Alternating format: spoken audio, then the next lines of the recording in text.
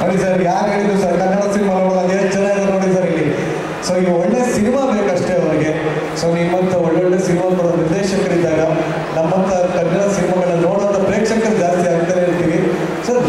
ಸಡನ್ನಾಗಿ ಕೌಸಲ್ಯ ಸುಪ್ರಜರಾಮ ಅಂತ ಮಾಡ್ತೀವಿ, ಮುಗಿತಿದ್ದಂಗೆ ಸ್ವಯಂ ಅವ್ರನ್ನೇ ಹಾಕೊಂಡು ಬ್ರ್ಯಾಂಡ್ ಅಂತ ತೆಗಿತೀವಿ. ಏನು ಸರ್ ಇದು? ಈಗ ಮನೆಯಲ್ಲಿ ತಿಂಡಿ ತಿಂತೀರಲ್ವ ದಿನ ಬೆಳಿಗ್ಗೆ, ದಿನ ನಿಮ್ಗೆ ಉಪ್ಪಿಟ್ಟೆ ಕೊಟ್ಟರೆ ಹೇಗಿರುತ್ತೆ ಅಥವಾ ದಿನ ದೋಸೆ ಕೊಟ್ಟರೆ ಹೇಗಿರುತ್ತೆ ಅಲ್ವಾ? ಹಾಗೆ ದಿನ ವೆರೈಟಿ ಒಂದು ದಿವಸ ದೋಸೆ, ಒಂದು ದಿವಸ ಇಡ್ಲಿ, ಒಂದು ದಿವಸ ಉಪ್ಪಿಟ್ಟು, ಒಂದು ದಿವಸ ಪಲಾವು, ಆ ಥರ ವೆರೈಟಿ ಬೇಕಲ್ವಾ? ಸೊ ಹಾಗೆ ಸಿನಿಮಾನೂ ಅಷ್ಟೇ. ಈಗ ನಾವು ಮಾಡುವಾಗ ಫಸ್ಟ್ ಸಿನಿಮಾ ನಮಗೆ ಬೋರ್ ಆಗಬಾರ್ದು, ನನಗೆ ವೆರೈಟಿ ಅನ್ನಿಸ್ಬೇಕು ಮೊದಲನೇದಾಗಿ. ಒಂದೇ ಥರದ ಸಿನಿಮಾ ಮಾಡಿದ್ರೆ ಲವ್ ಸ್ಟೋರಿನೇ ಮಾಡೋದು ಇಲ್ಲ ಫ್ಯಾಮಿಲಿ ಡ್ರಾಮಾನೇ ಮಾಡೋದು, ಅದು ನನಗೆ ಬೋರ್ ಅನಿಸುತ್ತೆ. ಆಮೇಲೆ ನಾನು ಕೃಷ್ಣ ಆಲ್ರೆಡಿ ಒಂದು ತುಂಬ ಬ್ಯೂಟಿಫುಲ್ ಆಗಿರುವಂಥ ಫ್ಯಾಮಿಲಿ ಸ್ಟೋರಿ ಮಾಡಿದ್ವಿ, ಕೌಸಲ್ಯ ಸುಪ್ರಜರಾಮ. ಅದಾದಮೇಲೆ ಅದನ್ನು ಬ್ರೇಕ್ ಮಾಡಬೇಕಲ್ಲ, ನಾವೇ ಫಸ್ಟ್ ಸ್ಟೆಪ್ ನಾವೇ ಇಡಬೇಕಲ್ಲ. ಹಾಗಾಗಿ ಬೇರೆ ಥರದ ಒಂದು ಸಿನಿಮಾ ಮಾಡೋಣ ಅನ್ನೋಣ. ಅವಾಗ ಉಳಿದಿದ್ದೆ ಬ್ರ್ಯಾಂಡ್ ಸಿನಿಮಾ. ಇದು ಬೇಸಿಕಲಿ ಆ್ಯಕ್ಷನ್ ಥ್ರಿಲ್ಲರ್ ಸಿನಿಮಾ. ಈಗಾಗಲೇ ಟೀಸರ್ ನೋಡಿರೋರಿಗೆ, ಈ ಸಿನಿಮಾ ಕಂಟೆಂಟ್ ನೋಡಿರೋರಿಗೆ ಆಲ್ರೆಡಿ ಗೊತ್ತಾಗಿರುತ್ತೆ. ಮುಖ್ಯವಾಗಿ ನೋಡಿದಾಗ ಎಲ್ಲೋ ಒಂದು ಕಡೆ ತಂದೆ ಮಗನ ಸಂಬಂಧ ಇರುವಂಥ ಸಿನಿಮಾ ಇದು ಅಂತ ಅನಿಸುತ್ತೆ. ಸೊ ಎಲ್ಲ ಅದು ಹೈಲೈಟ್ ಆಗಿದೆಯಾ? ಅಲ್ಲ, ಆ್ಯಕ್ಚುಲಿ ಬ್ರ್ಯಾಟ್ ಅನ್ನೋ ಟೈಟಲ್ ಹುಟ್ಟಿದ್ದೆ ಅಲ್ಲಿಂದ. ಅಂದರೆ ಸ್ಕೂಲಲ್ಲಿ ಈಗ ಬಿಗಿನಿಂಗ್ ನೋಡಿದ್ರೆ ಈ ಸಾಂಗ್ ಬಿಗಿನಿಂಗಲ್ಲಿ ಬೈತಾ ಇದ್ದಾರೆ ಇಂಗ್ಲೀಷ್ ಟೀಚರ್.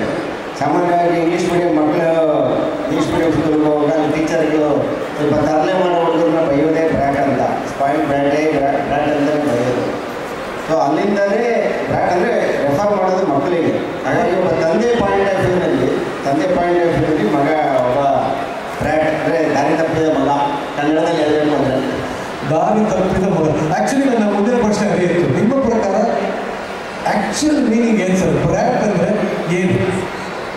ದಾರಿ ತಪ್ಪಿದ ಮಗ, ಅದನ್ನೇ ಬ್ರ್ಯಾಟ್, ಅದೇ ಬ್ರ್ಯಾಟ್. ಸೊ ಈ ದಾರಿ ತಪ್ಪಿದ ಮಗ ಈ ಸಿನಿಮಾಗೆ ಏನು ಮಾಡ್ತಾರೆ ಅನ್ನೋದೇ ಸಿನಿಮಾ. ಹೌದು, ಅಪ್ಪ ಮಗನ ಹೇಳಿದ್ರಲ್ಲ, ಅಪ್ಪ ಮಗನ ಮಧ್ಯೆ ನಡೆಯುವಂಥ ಒಂದು ಕಾನ್ಫ್ಲಿಕ್ಟೇ ಈ ಸಿನಿಮಾ. ಸೊ ಮಗನದೊಂದು ರೋಡು, ಅಪ್ಪಂದೊಂದು ರೋಡು, ಆ ಕಾನ್ಫ್ಲಿಕ್ಟ್ ಬಂದಾಗ ಏನೇನಾಗುತ್ತೆ ಅನ್ನೋದು ಈ ಜನ್ರೇಷನ್ ಹುಡುಗರಿಗೆ ಏನು ಆಸೆಗಳು ಏನಿದೆ, ಅವರ ಅಂಬಿಷನ್ ಏನಿದೆ, ಮತ್ತು ಅವರ way of thinking, thought process ಏನಿದೆ ಅನ್ನೋದನ್ನ ಕೃಷ್ಣ ಅವರ ಮುಖಾಂತರ ಬ್ರ್ಯಾಟ್ ಕ್ಯಾರೆಕ್ಟರ್ ಮುಖಾಂತರ ಹೇಳಿದೆ. ಬಟ್ ಇದು ಎರಡನೇ ಸಲ ಕಾಂಬಿನೇಷನ್, ಹಿಟ್ ಕಾಂಬಿನೇಷನ್ ಈಗಾಗಲೇ. ಸೊ ಮತ್ತೆ ಕೃಷ್ಣ ಅವರನ್ನು ಆಯ್ಕೆ ಮಾಡ್ಕೊಳ್ಳೋದಕ್ಕೆ ಕಾರಣ ಏನು? ಕೃಷ್ಣ ಅವ್ರನ್ನ ಆಯ್ಕೆ ಮಾಡ್ಕೊಳ್ಳೋ ಕಾರಣ ಮತ್ತು ಒಂದು ಸಲ ಕಥೆನೇ, ಈ ಕಥೆಗೆ ಕೃಷ್ಣ ಅವರು ತುಂಬ ಚೆನ್ನಾಗಿ ಶೂಟ್ ಆಗ್ತಾರೆ ಅಂತ ಅನ್ನಿಸ್ತು. ಮತ್ತು ಎಲ್ಲದಕ್ಕೆ ಇಂಪಾರ್ಟೆಂಟು ಪ್ರೊಡ್ಯೂಸರು, ದುಡ್ಡಾಟವರು ಅವರು ಒಪ್ಕೋಬೇಕಲ್ಲ. ಕಾಂಬಿನೇಷನ್ ಚೆನ್ನಾಗಿ ಆಗಿತ್ತು, ಇಬ್ಬರು ಸೇರಿ ಕಾಂಬಿನೇಷನ್ ಚೆನ್ನಾಗಿ ಮಾಡಿದ್ವಿ. ಕಾಂಬಿನೇಷನ್ ಒಂದು ಹೈಟ್ ಇರುತ್ತೆ. ಕಥೆಗೂ ಕೃಷ್ಣ ಅವ್ರು ಶೂಟ್ ಆಗ್ತಾರೆ ಅಂತ ಕೃಷ್ಣ ಅವರು ಬಂದರು. ಅದು ಕೃಷ್ಣ ಅವ್ರನ್ನ ಕೇಳ್ತೀವಿ ಯಾವ ಥರ ಇದು ಶೂಟ್ ಆಗ್ತಾರೆ ಅಂತ. ಬಟ್ ಅದ್ಭುತವಾದ ಕಥೆ ಅಂತೂ ಇದ್ದೇ ಇದೆ ಅಂತ ನಮಗೆ ಟೀಸರಲ್ಲೇ ಗೊತ್ತಾಗ್ತಾ ಇದೆ ಸರ್. ಈ ನಾಯಿ ಕಾನ್ಸೆಪ್ಟ್ ಎಲ್ಲಿ ಉಟ್ಕೋದು ಸರ್ ನೀವು? ಅದು ತುಂಬ ಇಂಟ್ರೆಸ್ಟಿಂಗ್ ಅನ್ನಿಸ್ತದೆ. ನಾಯಿ ಕಾರ್ ಒಳಗೆ ಕೂತಿದೆ, ಹುಡುಗ ಬೈಕಲ್ಲಿ ಕೂತಿದೆ, ಎಷ್ಟು ಅವಮಾನ ಆಗುತ್ತೆ ಅಂತ. ಈಗ ನೀವು ಕ್ರೌಡ್ ಮಾತಾಡಿಸ್ಬೇಕಾದ್ರೆ ಒಬ್ಬರು ಹೇಳಿದ್ರು ಗೊತ್ತಾ ಬಂದು, ಆ ಥರ ಆಲ್ಮೋಸ್ಟ್ ಈ ಮಿಡಲ್ ಕ್ಲಾಸ್ ಹುಡುಗರು ಏನಿರ್ತಾರಲ್ಲ ಅವರೆಲ್ಲರದ್ದು ಸಮಸ್ಯೆ ಅದು.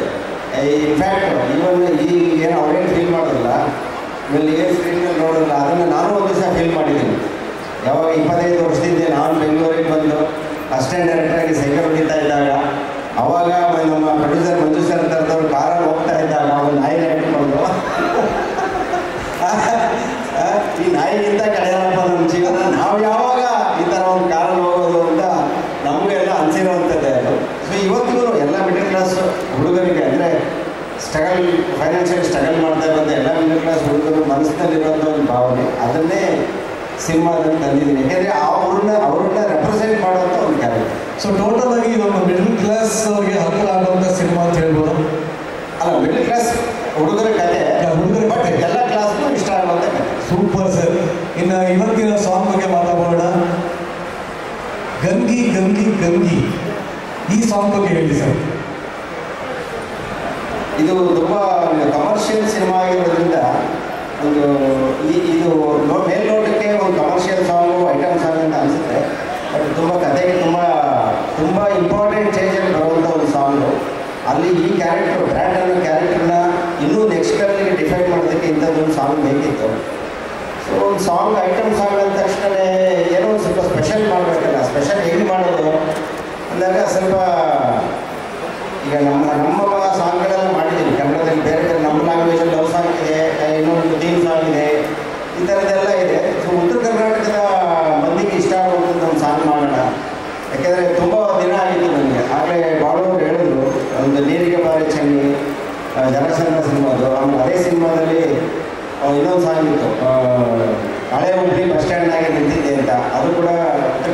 ಸಾಂಗ್ಗೆ. ಸೊ ಅದಾದಮೇಲೆ ತುಂಬ ದಿನ ಆದಮೇಲೆ ನನಗೆ ಯಾವ ಸಿನಿಮಾದಲ್ಲೂ ಉತ್ತರ ಕನ್ನಡ ಸಾಂಗನ್ನು ಮಾಡೋಕ್ಕಾಗಿರಲಿಲ್ಲ. ಯಾಕೆಂದರೆ ನನಗೆ ಬೇಸಿಕಲಿ ಉತ್ತರ ಕರ್ನಾಟಕದ ಜನ ಅಂದರೆ ತುಂಬ ಇಷ್ಟ. ಯಾಕೆಂದರೆ ಉತ್ತರ ಕರ್ನಾಟಕದ ಬಾರ್ಡರ್ ಸ್ಟಾರ್ಟ್ ಆಗೋದೇ ನಮ್ಮೂರಿಂದ, ಚಿತ್ರದುರ್ಗದಿಂದ. ಸೊ ನಾವು ಮಿಡ್ಲ್ ಕರ್ನಾಟಕದಲ್ಲಿ ಇರೋರು, ಉತ್ತರ ಕರ್ನಾಟಕ ಶುರುವಾಗೋದೇ ಚಿತ್ರದುರ್ಗದಿಂದ. ಸೊ ಆ ಭಾಗದ ಜನರ ಮೇಲೆ ಒಂದು ವಿಶೇಷವಾದ ಪ್ರೀತಿ ನನಗೆ.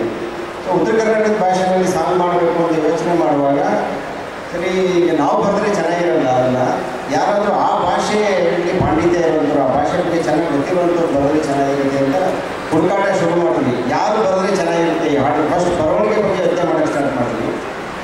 ಒಂದು ಏನೋ ಬರೆಸ್ಬಿಟ್ಟು ಅದನ್ನು ನಾವು ಸಾಂಗಾಗಿ ಮಾಡೋಣ ಅಂತ. ಆವಾಗ ನಾವು ಹುಡುಕ್ತಾ ಇದ್ದಾಗ ನಮಗೆ ಕಣ್ಣಿಗೆ ಬಿದ್ದಿದ್ದು ಬಾಳುಗಳ ಮುಂದೆಯವರು. ಅವರು ಆಲ್ರೆಡಿ ಅವರದ್ದೇ ಆದ ಸಾಂಗ್ಗಳನ್ನು ಬರೆದು ಅವರೇ ಆ್ಯಕ್ಟ್ ಮಾಡಿ ಅವರೇ ಹಾಡಿ ಯೂಟ್ಯೂಬಲ್ಲಿ ಸಿಕ್ಕಾಪಟ್ಟೆ ಫೇಮಸ್ ಆಗಿದ್ದು. ನಾವು ಹುಡುಗ ಹೋದಾಗಲೇ ಗೊತ್ತಾಗಿದ್ದು. ಅತಿಶಯೋಕ್ತಿ ಅಲ್ಲ, ಕನ್ನಡದಲ್ಲಿ ಯಾವ ಸೂಪರ್ ಸ್ಟಾರ್ಗಳ ಸಾಂಗು ಕೂಡ ಅವ್ರ ಸಾಂಗ್ ಎಷ್ಟು ರೀಚ್ ಆಗಿ ಯೂಸ್ ಆಗಿಲ್ಲ. ಸತ್ಯ ಸರ್, ಬಿಟ್ಟಿದ್ದೆಲ್ಲ ಮಿಲಿಯನ್ ಗಟ್ಟಲೆ ಅಷ್ಟೊಂದು ಯೂಸ್ ಆಗಿದೆ ಅವ್ರ ಸಾಂಗ್ಗಳು, ಅಷ್ಟೊಂದು ಪಾಪ್ಯುಲರ್ ಆಗಿದೆ ಆ ಸಾಂಗ್ಗಳು. ಇವರು ತುಂಬ ಚೆನ್ನಾಗಿ ಬರೀತಾರೆ. ಅವ್ರ ಸಾಹಿತ್ಯನೂ ಇಷ್ಟ ಆಯಿತು ನನಗೆ, ಮತ್ತು ಅವರು ಹಾಡೋ ಆ ಧ್ವನಿಯೂ ಇಷ್ಟ ಆಯಿತು. ಅದೇ ಟೈಮಿಗೆ ಪ್ಯಾರಲಲ್ ಆಗಿ ಅರ್ಜುನ್ ಅವರು ಅಂದರೆ ತುಂಬ ಸೆಷನ್ ನಡೆದಿತ್ತು, ಈ ಸಾಂಗ್ ಮಾಡಬೇಕು, ಐಟಮ್ ಸಾಂಗ್ ಹೆಂಗೆ ಮಾಡೋದು ಅಂತ. ಉತ್ತರ ಕರ್ನಾಟಕದ ಹೆಂಗೆ ಮಾಡೋದು ನಾನು ಈಗ ಒಂದು ಐಡಿಯಾ ಇಟ್ಕೊಂಡು ಅವ್ರ ಹತ್ರ ಹೋದೆ, ಅರ್ಜುನ್ ಹತ್ರ, ಭಾಳ ಬಂದಿದ್ದಾರೆ ಹತ್ರ ಮಾಡ್ಸೋಣ ಅಂತ. ಕೋಇನ್ಸಿಡೆನ್ಸು ಅದೇ ಟೈಮಲ್ಲಿ ಅರ್ಜುನ್ ಅವರು ಬಾಳುಗಳ ದಿನ ಸರಿಗಮಪ ಶೋನಲ್ಲಿ ಮೀಟ್ ಮಾಡಿದ್ದಾರೆ. ನನಗೆ ಗೊತ್ತಿರಲಿಲ್ಲ ಅದು, ಯಾಕೆಂದರೆ ನಮಗೆ ಟಿ ವಿ ನೋಡುವಷ್ಟು ಟೈಮ್ ಇರಲ್ಲ. ಸೊ ನಾನು ಅಲ್ಲೆಲ್ಲ ಎಲ್ಲ ನೋಡಿರಲಿಲ್ಲ, ನಾನು ಯೂಟ್ಯೂಬಲ್ಲಿ ಸಾಂಗ್ಗಳು ನೋಡಿದ್ದೆ ಅಷ್ಟೇ.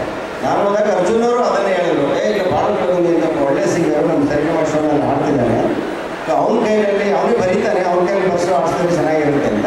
ಇಬ್ಬರು ಟೇಸ್ಟು ಸಿಂಕ್ ಆಯಿತು. ಸಿಂಕ್ ಆದಮೇಲೆ ಇನ್ನೇನಿದೆ, ಇಮಿಡಿಯೇಟ್ ಕಾಲು ಬಾಳೋದು ಹೋಯ್ತು.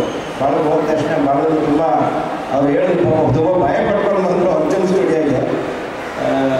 ಆಮೇಲೆ ಅಲ್ಲಿ ಎಲ್ಲ ಅವ್ರನ್ನ ಕಂಫರ್ಟ್ ಮಾಡಿ ಫ್ರೀ ಮಾಡಿ ನಿಮ್ಗೆ ಏನು ಅನಿಸುತ್ತೋ ನಮ್ಮ ಸಿಚುವೇಶನ್ ಎಲ್ಲ ಹೇಳಿ ನಿಮ್ಗೆ ಹೆಂಗೆ ಅನಿಸುತ್ತೆ ನೀವು ಬರೆದ್ರೆ ಅವರು ಒಂದಷ್ಟು ಎಲ್ಲ ಬರ್ಕೊಂಡು ಬಂದರು, ಆಪ್ಷನ್ಸ್ ತೊಗೊಂಡು ಬಂದರು. ಅದರಲ್ಲಿ ನನಗೆ ಈ ಸಾಲುಗಳು ಇಷ್ಟ ಆಯಿತು. ಅಂದರೆ ಒಂದು ಫನ್ ಇದೆ. ಆ್ಯಕ್ಚುಲಿ ಬೇಸಿಕಲಿ ಈ ಸಿನಿಮಾ ಆ್ಯಕ್ಷನ್ ಆದ್ರೂ ಥ್ರೂಔಟ್ ತುಂಬ ಎಂಟರ್ಟೈನ್ಮೆಂಟ್ ಇರುವಂಥ ಸಿನಿಮಾ. ಆ ಎಂಟರ್ಟೈನ್ಮೆಂಟ್ ಸಾಂಗ್ಗೆ ಈ ಸಾಂಗ್ ಲೈನ್ಗಳು ತುಂಬ ಚೆನ್ನಾಗಿ ಮ್ಯಾಚ್ ಆಗುತ್ತೆ. ಇವತ್ತೇನೇ ಆದರೂ ಜನಕ್ಕೆ ಮಜಾ ಬೇಕು ಅಲ್ವಾ? ಸತ್ಯ ಸರ್, ಮಜಾ ಬೇಕು, ಕಿಕ್ ಬೇಕು, ಮಜಾ ಬೇಕು. ಹೆಚ್ಚಾಗಿ ವೈರಲ್ ಆಗಬೇಕು. ನೋಡಿದ್ರು ಮೊನ್ನೆ ತಾನೇ ಒಂದು ಸಾಂಗ್ ಹೆಂಗೆ ವೈರಲ್ ಆಗಿದೆ ಅಂತ. ಅಯ್ಯೋ ಯಾಕೆ ಹೇಳ್ತೀರಾ ಸರ್ ಅಲ್ವಾ? ಸೊ ಆ ಹೂವಿನ ಬಾಣ ಇನ್ನೂ ತಟ್ಟುತ್ತಾ ಇದೆ. ಅಲ್ಟಿಮೇಟ್ಲಿ ಮಜಾ ಸಿಗಬೇಕು. ಈ ಸಾಂಗು ಐಟಮ್ ಸಾಂಗ್ ಅಂದರೆ ಬರೀ ಸೆಲೆಕ್ಟಿವ್ ಆಗಿರೋದು ಅಂತ ಅಲ್ಲ, ಅದು ನೋಡಿದ ಎಲ್ಲ ಕ್ಲಾಸ್ ಜನಕ್ಕೂ ಅದೊಂದು ಮಜಾ ಕೊಡಬೇಕು, ಅವರು ಅದನ್ನು ಖುಷಿಯಾಗಿ ಡ್ಯಾನ್ಸ್ ಮಾಡಬೇಕು, ಮನೇಲಾಗಲಿ ಪಾರ್ಟಿಲಾಗಲಿ ಪಬ್ಬಲಾಗಲಿ. ಇದು ನಮ್ಮ ಕಾನ್ಸೆಪ್ಟ್ ಇದ್ದು. ಸೊ ಅದಕ್ಕೆ ತಕ್ಕಂಗೆ ಅವ್ರು ಹೇಳಿದ ಸಾಂಗ್ ನನಗೆ ತುಂಬ ಇಷ್ಟ ಆಯಿತು. ಆ ಜಗ್ಗಬಡ ಲುಂಗಿ ಅನ್ನೋದು ಒಂದು ನಾಟಿನೆಸ್ ಇದೆ ಆ ಲೈನಲ್ಲಿ, ಆ ನಾಟಿನೆಸ್ ನನಗೆ ತುಂಬ ಇಷ್ಟ ಆಗುತ್ತೆ. ಅದ್ಭುತ ಸರ್, ಈ ಸಾಂಗ್ ದೊಡ್ಡ ಮಟ್ಟದ ಹಿಟ್ ಆಗಿ ಅಂತ ಕೇಳ್ಕೊತೀನಿ. ಆ್ಯಂಡ್ ಕಟ್ಟ ಕಡೆಯದಾಗಿ ಸಿನಿಮಾ ಯಾವಾಗ ರಿಲೀಸ್ ಆಗ್ತದೆ, ಜನರು ಇದರಿಂದ ಏನು ಎಕ್ಸ್ಪೆಕ್ಟ್ ಮಾಡ್ಬೋದು, ನೀವೇ ಹೇಳ್ಬಿಡಿ ಸರ್. ಸಿನಿಮಾ ಇದೈತೆ ನವೆಂಬರ್ 14ಕ್ಕೆ ರಿಲೀಸ್ ಆಗುತ್ತೆ. ಎಲ್ಲ ಡೇಟ್ ಎಲ್ಲ ಫೈನಲ್ ಮಾಡಿದ್ದೀವಿ. ಈ ಸಾಂಗ್ ರಿಲೀಸ್ ಆದಮೇಲೆ ಪ್ರಮೋಷನ್ ಶುರು ಆಗುತ್ತೆ. ಏನು ನಿರೀಕ್ಷೆ ಮಾಡ್ಬೋದು ಸರ್ ಈ ಸಿನಿಮಾದಿಂದ ಜನ? ಇಲ್ಲ, ಬೇಸಿಕಲಿ ಒಂದು ಒಳ್ಳೆ ಸಿನಿಮಾ. ಈಗ ಜನ ಸಿನಿಮಾ ಥಿಯೇಟ್ರಿಗೆ ಬರೋದು ಒಂದು ಒಳ್ಳೆ ಸಿನಿಮಾ ನೋಡಬೇಕು, 2.5 ಗಂಟೆ ಅವ್ರಿಗೆ ಟೈಮ್ ಪಾಸ್ ಆಗಬೇಕು, ಆಮೇಲೆ ಎಂಟರ್ಟೈನ್ಮೆಂಟ್ ಸಿಗಬೇಕು. ಅದ್ರ ಜೊತೆಗೆ ಇನ್ನೊಂದಷ್ಟು ಎಕ್ಸ್ಟ್ರಾ ಏನಾದ್ರು ಕೊಟ್ಟರೆ, ಅಂದರೆ ಟೇಕ್ ಅವೇ ಪಾಯಿಂಟ್ ಏನಾದ್ರು ಕೊಟ್ಟರೆ ಅದನ್ನು ತೊಗೊಂಡು ಹೋಗ್ತಾರೆ. ಸೊ ಆ ಥರದ ಎಲ್ಲ ವಿಚಾರಗಳು ಈ ಸಿನಿಮಾದಲ್ಲಿ ಇದೆ. ಈ 2.5 ಗಂಟೆ ನಿಮಗೆ ಒಂದು ಬೇರೆ ಪ್ರಪಂಚಕ್ಕೆ ಕರ್ಕೊಂಡು ಹೋಗುತ್ತೆ. ನಿಮ್ಮನ್ನ ತುಂಬ ಎಂಟರ್ಟೈನಿಂಗ್ ಆಗಿ ನೀವು ಎಂಜಾಯ್ ಮಾಡುವಂಥ ಒಂದು ಸಿನಿಮಾ. ಹಾಗೆ sir, wish you all the best. And